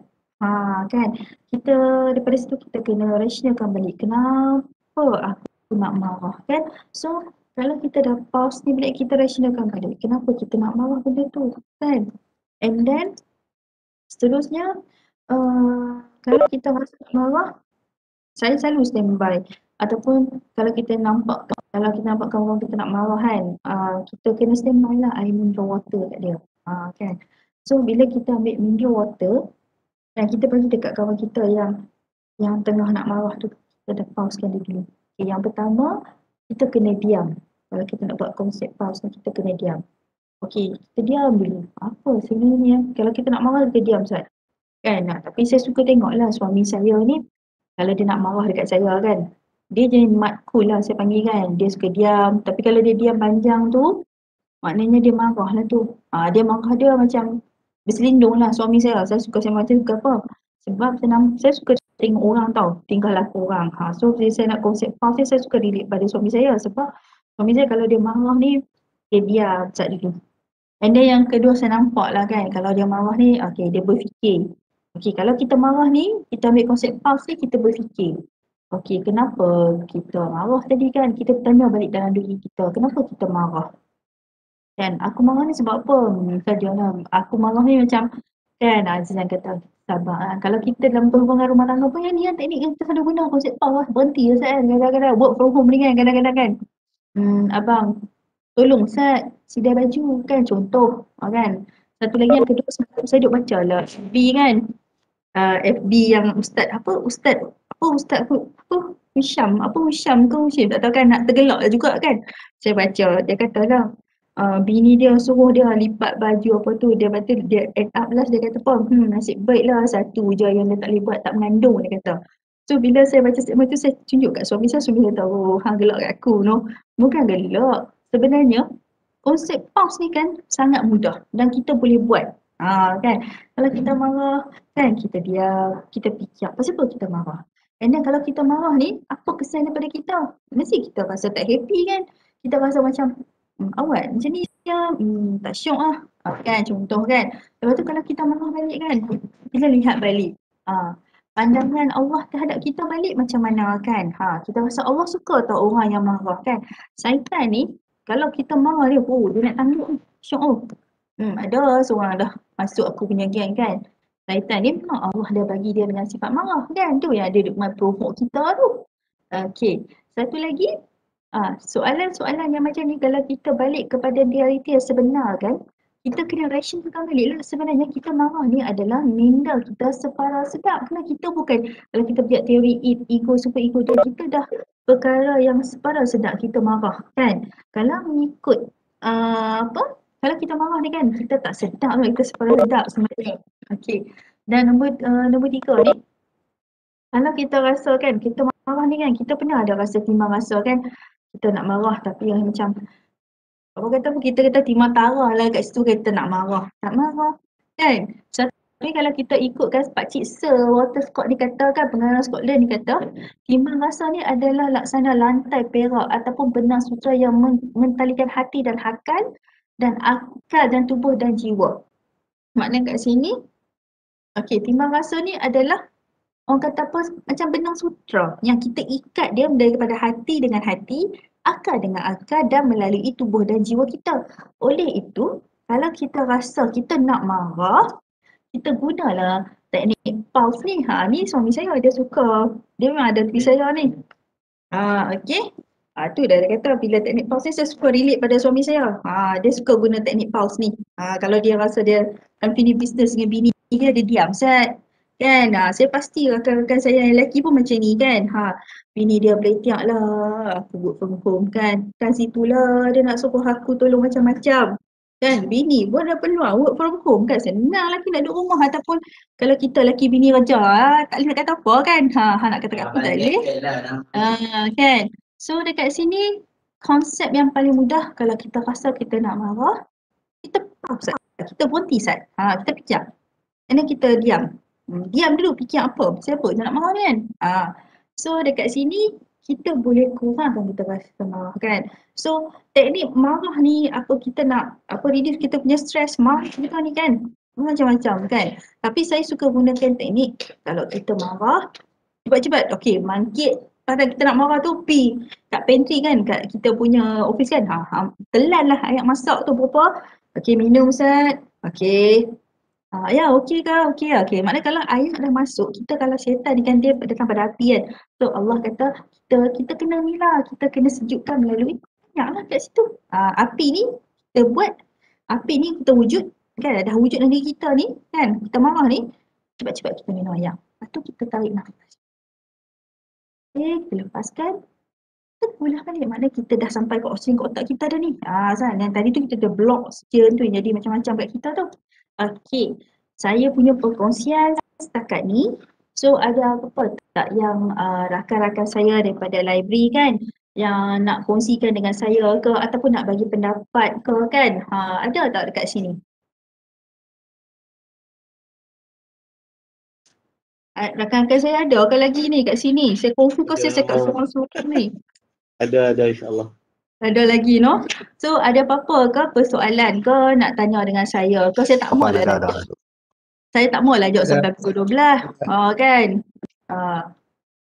Cik Azizan ada apa-apa ke Cik Azizan? Tak ada. Okey tu. Kan? Nampak macam hampa semua nak lena dah ni. Jarang Ada marah. lagi? Apa dia? Dia jarang marah tu, tak tahu nak tanya apa tu. Orang baik-baik semua library ni, orang library baik-baik semua, tak marah Dok, saya suka orang library memang betul baik. Jiran saya pun orang library, baik orang dia. Tengok senyum je. Ni pun dah tengah masak ni, tolong bini. Saya tak boleh kata apa lah kan, macam mana work from home kan. Saya ni kira boleh gagah jugalah sebab markah pun dah pencet dah kan. Tu yang dia kena tolong saya kat tu. Okey, rakan-rakan saya dekat library ada apa-apa ke persoalan nak tanya saya ke, apa ke, ataupun kalau saya tak boleh jawab, mungkin rakan-rakan saya boleh bantu saya dekat sini. Saya rasa kat library ni pun ada saya punya junior daripada UM, saya tak ingat nama dia. Syawati kot saya rasa. Ada 2 orang ke? Tak salah saya. Ada siapa-siapa nak tanya soalan ke dekat saya ke sebelum saya nak tamatkan saya punya perbentangan saya lah kat sini. Ataupun saya nak serah balik kepada Shidi. Puan, marah ni ada ikut keturunan tak? Dia keturun nak marah. Ya, ada. So kalau kat situ tu kita kena reduce lah benda tu. Kalau kita tahu kita daripada family background yang suka marah kan. Tapi kalau kita marah ni kan, kita tengok balik apa implikasi dia pada kita punya kesihatan kita. Kita rasa seronok ke tak seronok? Emosi kita best ke tak best? Seronok tak? Kan? Memang ada. Kan? Kadang-kadang orang kata muka-muka betul-betul mama contoh saya cakap straightforward kan, orang kata ni panas baran lah, ataupun satu lagi kuat cemburu contoh. Tapi saya buktikan tak apa orang nak kata-kata api tapi kita tahu diri kita siapa. Jawab tak persoalan tu Cik Azizan yang tanya tu? Jawab lah. Okey, ada apa-apa lagi soalan ke? Apa nama ni, genetically ni memang susah nak handle sikit, Puan. Betul. So it's not just by a word to handle it because betul. I'm facing with it lah because my husband punya genetik ni depa ni Arab, orang Arab. Arab ni dia suka voice out macam Melayu suka simpan. Betul. Melayu tak suka voice out benda-benda apa simpan lama-lama meledak kat diri kita sendiri kan. Tapi Arab ni dia jenis cakap. benda semua dia cakap. Tapi impact dia dekat kita lah sebab kita different culture kan. Macam kat office pun, my experience sendiri kat office, library I mean, most of semua 100% Malay. Betul. Kan? Bila I ni jenis, I punya culture lain sikit, I jenis express, I jenis tak simpan. Betul. Jadi I cakap, tapi dari segi management, some of them they don't like lah. Betul. Tapi for kebajikan semua orang, for apa orang panggil, kalau orang putih dia panggil apa nama, discourse lah. Discourse ni kita bincang ke arah kebaikan, tapi the way we talk, some people don't like. Sebab saya punya bahasa kadang-kadang tak lembut. Okay, Puan Asma. Different culture. I pun mix. I make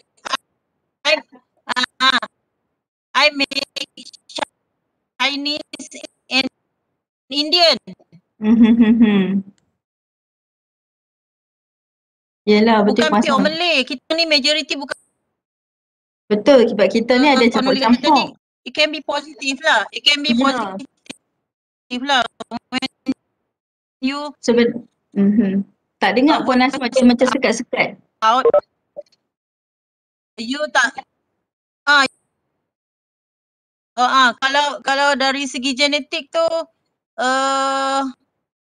susah sikit lah nak handle, tapi they have their own way because kita tu karakter kita tu yang apa jadi kita ni jenis suka marah, jenis we used to have boss yang marah everyday dulu, tapi kami boleh atasi lah.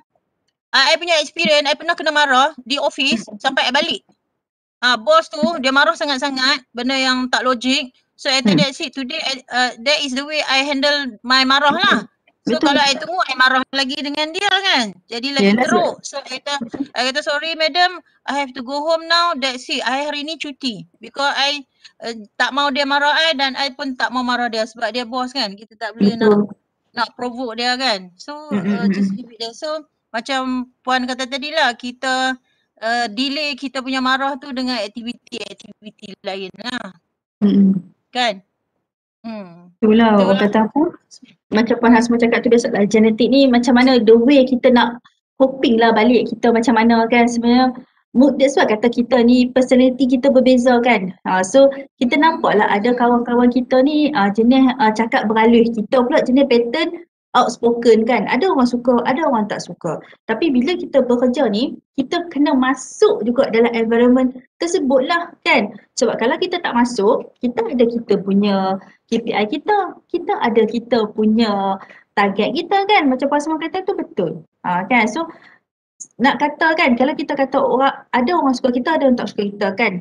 Dan contohlah jari kita kan, satu tunjuk tak suka kita, tapi 5 lagi tu kan ada orang tak suka, 4 lagi tu mesti ada orang yang suka dengan kita kan, betul tak? Kan? So marah ni macam tadi Cik Azizah dengan Puan semua cakap tu, genetik tu memang take time, tapi kita cuba masuk jugalah kan. Kita tak boleh orang nak faham kita pula kena memahami persekitaran kita. Saya setuju dengan Puan Hasma cakap tu. Okay, Puan Ali, I ada satu question. Is that the right way to do bila kita marah, kita diam terus? Contohnya bahawa bahagian Arkid University ni ada 13 orang kan. So salah seorang tu dia marah, dia diam terus. Is that the way? Contohlah. Kita terlampau marah, kita ambil tindakan diam. Kita tak payah cakap apa, tak payah info apa, and then kita dia pergi kat management macam tu. Macam kita diam terus dan kita tak mau, kita buat kerja kita at minimum level lah. Kita tak payah duduk involve macam-macam lah. Tapi the right way untuk kontrol marah? Rasa untung ke tak untung kalau kita diam cara macam tu? Sebab kita ada kebolehan kita. Diam tu dah betul dah. Tapi kalau kita nak minimumkan dengan kebolehan yang kita ada tu, tak okey. Rasa berbaloi tak dengan gaji yang universiti bayar pada kita? Kita kena tanya soalan tu balik pada diri kita kan. Kita memang marah, kita diam. Lepas tu kita macam ambil, kita buat takat-takat patut lah. Tapi rasa berbaloi tak? Rasa halal tak? Kita balik pada konsep gaji kita dapat tu, kita halal tak balik? Kita kena baca macam tu. Dan juga kadang-kadang kenapa jadi benda tu pada family kita nampak anak kita tak sihat. ataupun mak bapak kita tak siap. Mungkin ada benda yang kita marah, tapi pada masa kita nak channelkan marah kita tu, kita buat tak tahu, rasa berbalik tak berbalik. Soalan tu kita kena that's why kadang kita ataupun kita kena pulangkan pada diri kita balik benda ni. So kita yang tentukan balik lah. Kalau kita rasa diam kita tu, kita nak minima ataupun kita diam, tak apa kita diam, and then kita buat kerja yang memang apa yang universiti kita nak buat, kita teruskan. Itu yang sebetulnya lah kat situ. Positive thinking lah. Ya, positif thinking. Kadang-kadang kan macam kita kena twistkan benda yang tak happy tu kepada benda yang happy. Sebab kalau kita duk jerukkan perasaan tak happy kita tu kan, sampai bila-bila pun tak happy. Kan? Kita ni macam cakap lah, kita kerja ni kan Pak Asma, kan? Saya rasa Pak Asma senior pada saya kan. Kita kerja ni bersama adik-beradik kan. Kita duduk dekat pejabat ni 8 jam kan. Kita duduk kat rumah 4 jam je. Setiap hari kita jumpa. Kalau kita bergaduh ke, kita tarik muka ke, one day Tuhan ambil nyawa kita, adakah kita sempat balik nak cakap dekat kawan kita, aku sebenarnya bukan tak suka kat hang, aku tak puas hati je, jangan cara macam ni. Hang orang yang baik. Pernah tak kita rasa macam kita rugi balik kan? So kita kena tahu balik lah benda-benda dalam diri kita.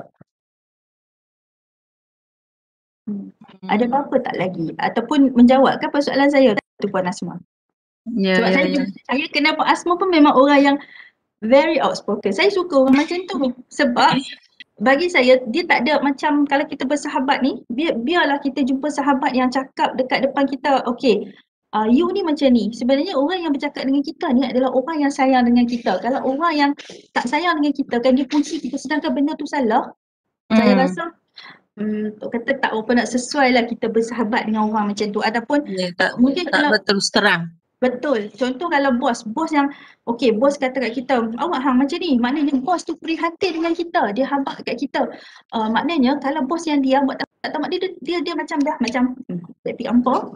Bos dah kata biarlah si labu dengan luncai apa bersama-sama tu kan, tak maulah macam tu. Bos tengok kita sebab bos sayang kita, bos nak kita perform yang lebih baik. Saya selalu gunakan istilah yang macam tu sebab orang tengok kita tu sebab dia tahu kita ni ada kualiti, kita ada nilai yang dia nampak pada kita yang kita tak nampak. Sebenarnya kalau kita ambil cermin lah kan, cermin tu kita cermin balik, dia reflect balik pada kita. Macam itulah.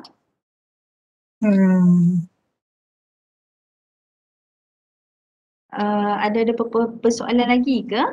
Apa nama Puan Noli? Kalaulah seseorang tu dia tak pernah tunjukkan dia punya anger tu, is it normal? Dia tak express dia punya emosi. Benda tu sebenarnya bagi saya, nak kata dia tak normal pun dia normal sebab dia pandai, dia control dia punya emosi tu macam mana. Sebab kenapa dia jadi macam tu? Sebab dia tahu orang akan melihat dia, sekelilingnya tu akan tengok judge dia balik kan. Kalau dia appearkan dia punya tingkah laku ni, apa yang akan berlaku? Kalau tak appear, okay, dia macam dia kata apa, dia tahankan diri dia lah, makna dia reserve sikit diri dia lah kat situ. So benda tu tak ada masalah. Dia sebenarnya marah. Sebenarnya kalau orang yang marah ni, kita tahu sebenarnya walaupun dia marah, orang ni, kita ni ada naluri kita kuat tau. Kalau kita rasa macam aku rasa macam dia tak senang dengan aku kan, tak apa, kita face to face dengan dia.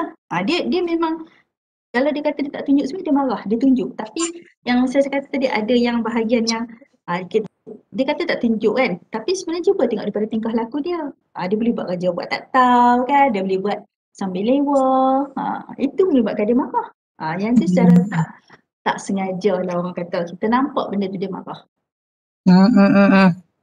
So apa nama impact dia kan kalau kita tak express kan kita punya anger. Kan anger tadi ada positif kan? Ya. Tapi kalau jenis yang tak express langsung kan anger dia, dia impact dekat diri orang tu jadi macam mana no? Diri dia macam dia tak happy lah. Dia sebenarnya dia nak cakap tapi kan dia tak, tapi dia jadi macam self talk dalam diri dia kan, dia mula-mula dia tak express tau, tapi bila sekali dia meletup, habis semua sebenarnya. Itu kadang-kadang dia macam makan diri dia balik tau. Kan kita nampak, dia mungkin dia kata dia tak express dekat orang, tapi cuba kita lihat balik daripada aspek dia, tingkah laku dia, kita nampak kan corak pemakanan dia. Kadang-kadang orang marah ni kan, dia tak suka orang tengok dia punya ada dia punya apa, kadang-kadang kita tengok dia punya pola tidur dia balik macam mana, kita nampak dia gelisah dia balik, ada benda tu sebenarnya. Kita nampaknya tak nampak je benda tu.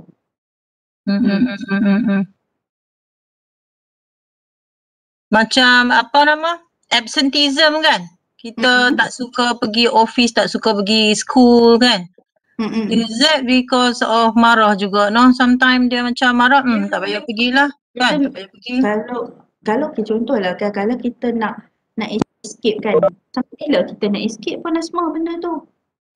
Sampai bila? Persoalan dia sampai bila? Kan takkan sekali dua orang boleh terima, tapi kalau banyak kali sebenarnya apa isu dia yang hampa nak escape tu kan? Contoh macam saya, kalau saya nak escape kan, boleh escape tapi lama-lama kan, kalau nak escape, kalau nak kona kanan, kona kiri pun mesti akan berjumpa dengan orang yang sama juga. So nak tak nak pun you try escape, tapi jadi macam mana? Apa nama, kalau perspektif organisasi kan, kita selalu buat research, survey pasal job satisfaction. Sebab tak ada lagi lah yang sampai questionnaire kat I pasal anger management ni. Because dia memang ada impact to the organisation lah, because bila employee kita ada 3,000 orang kan, katalah 1,000 tu dia marah pada management, 1,000 orang.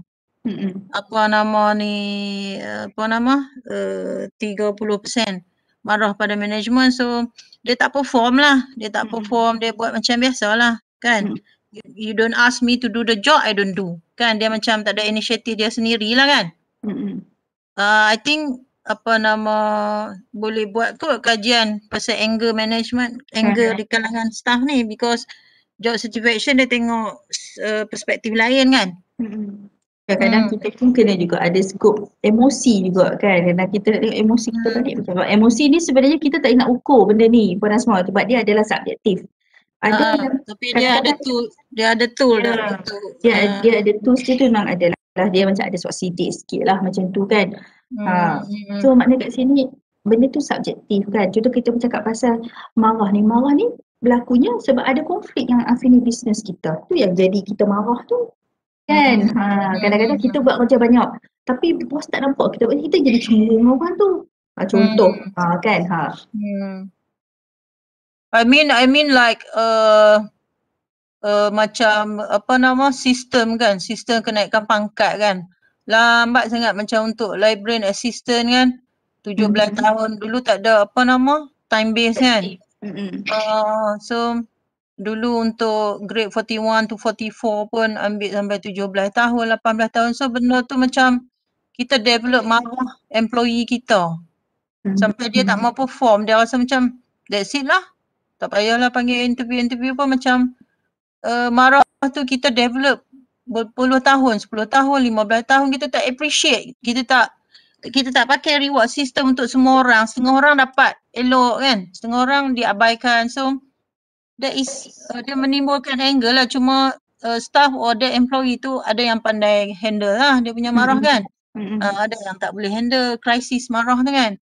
So macam anger ni is big impact kalau kita tak well manage, well control it to the organisation and to the person lah. So macam one of our staff at the library tu, kita tak tahu dia marah ke apa, sekarang dia sudah jadi sakit, dia tak datang office. So kita tak pernah ambil high dia tu, kerja dia tu, apa perasaan dia tu, at the end dia the output tu, at the end dia tu dah jadi apa orang panggil, apa nama ni, jadi satu benda yang kita kena handle dan dia tak boleh buat kerja. Dan kita tak boleh buang dia. Dia jadi mental illness after berapa puluh tahun kan. So now dia tak datang office. Kalau waktu biasa dululah, bukan PKP kan. So dalam seminggu dia datang sehari, 2 hari, 4 hari tak datang, 3 hari tak datang. So I think kita mungkin kalau yang macam tu mungkin kita kena kadang-kadang kan kita ni dalam diri kita kena ada satu konsep empathy lah juga kat sini kan. Empathy ni makna kat sini kita try masuk sebab apa, mengapa, kenapa berjadi macam ni kan. Kita kena tanya balik dia, kenapa jadi macam ni kan. Kan kita kan ada tanggungjawab kita kan, kita pun ada anak yang perlu kita diberi makan kan, komitmen, banyak benda. Kadang-kadang benda-benda ni dia kena ada two way communication, kita kena hati ke hati lah, kenapa you buat macam ni, apa yang you tak selesa, tapi kita kena lihat balik. Daripada perform, you perform tak? Kalau you nak satu benda tu, you perform tak? You tengok balik you punya attendance kan. Sebab benda-benda ni kita kena ada macam win-win situation. Dia win, kita pun win. Sama-sama kat situ. Kan? Sebab bila masalah mental ni bukan kata gila ke tak. Dia macam kesihatan mental kita ni positif ke negatif. Macam saya rasa Puan Faizah ada kongsikan masa mula-mula aku. Saya rasa kan, kalau positif, maknanya kita akan nampak yang cantik kat situ kan, kita nampak macam perkembangan kita bagus. Kalau kita negatif, dia makin hari makin jatuh dan surut macam Puan Asma cakap tadi tu. Dia adalah untuk kita sebenarnya.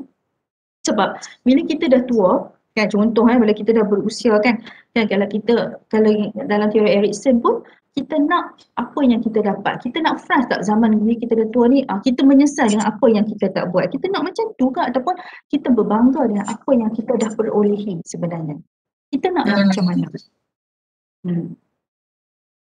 So nak kena positive thinking. Ya, positive thinking. Sebab bukan pun Puan Hasma, bila kita dah makin orang kata usia kita makin berganjak, kita dah rasa benda tu makin cool tau. Kalau kita lihat balik masa umur kita 20-an kan, kita akan jadi temper, kita akan jadi marah, kita akan rasa tak puas. Tapi bila kita dah makin menganjak usia, kita akan melalui benda tu straight dan lurus sebab kita dah pernah melalui benda yang sangat menyakitkan. So benda tu bila menyakitkan, kita akan jadi smooth dalam kehidupan kita sebenarnya. Okey, terima kasih Puan. Ada siapa-siapa lagi ke yang nak tanya? Cilian, ada ke? Ada satu Silakan, soalan Jian. Puan. Okey, terima kasih. Ya, sama. Saya nak tanya, tadi ada Puan ada cakap one of the ways untuk kita nak atasi rasa marah ni dengan kita buat catatan kan. Ya. So instead of ada diary sebagainya, sekarang kan zaman media sosial, semua orang nak express dia punya anger tu dekat dia punya media sosial tu. So bila dia express dia punya rasa marah tu, nanti akan adalah baca-baca komen tu, ada yang tambah minyak, ada yang jadi ubat penenang. So adakah dengan cara kita express kita punya anger through social media ni sebenarnya ada perkara benda baik atau ada positif negatif, ataupun sebolehnya kita kena elak, atau macam mana pendapat Puan? Okey, bagi pendapat saya Puan, sebenarnya kan kalau kita lihat kan, kita ambil satu view ni, ada yang positif di mana kita nak channelkan kita punya rasa tu, tapi walaupun positif, dia kena ada lapik juga dekat situ. Kan? Sebab kalau ikutkan kat sini kan, hati orang kata apa, rambut kita semua sama hitam tau, tapi hati kita lain-lain kan.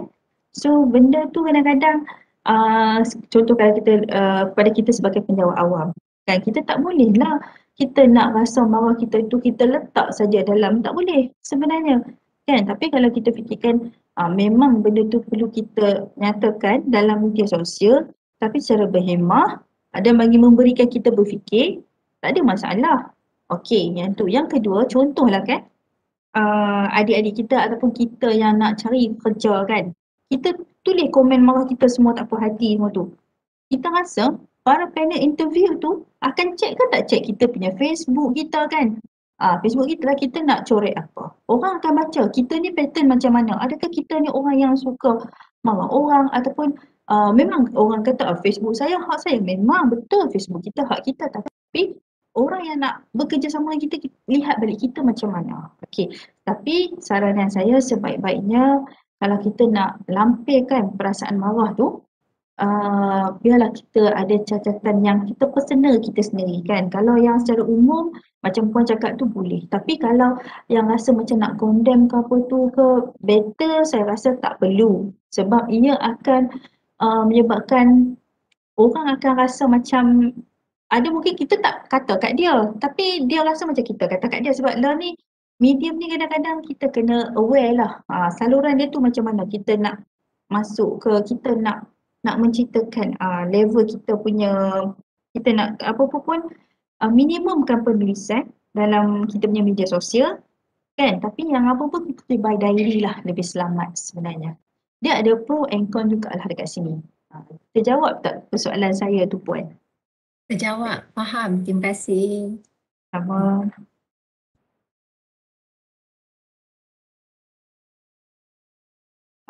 Kalau tak ada apa-apa soalan lagi, saya akan serahkan kepada MC Majlis. Kalau ada salah silap saya ke sepanjang perkongsian kita pada hari ini, saya mohon maaf.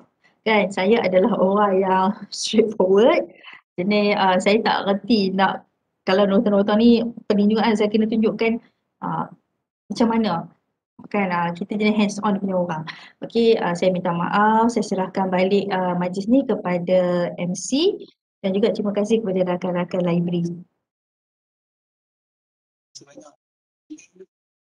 di semua kawan-kawan di KKN. Ini satu lagi kita penolong ketua pustakawan pun ramai yang masuk. Alhamdulillah, dan juga ramai kawan-kawan masuk ni. Lebih kurang 75 partisipan kalau ikut dalam join yang ada yang join juga, cuma dia tak boleh nak login dalam ni. Jadi pihak terus setia saya mengucapkan terima kasih sebab persediaan penulis dan juga pusat kaunseling lah untuk bagi sesi perkongsian ilmu untuk kami banyak 3 kali. InsyaAllah nanti kalau ada kita cuba collaborate lagi. Okay, terima kasih banyak Puan. Okay, Assalamualaikum. Salam.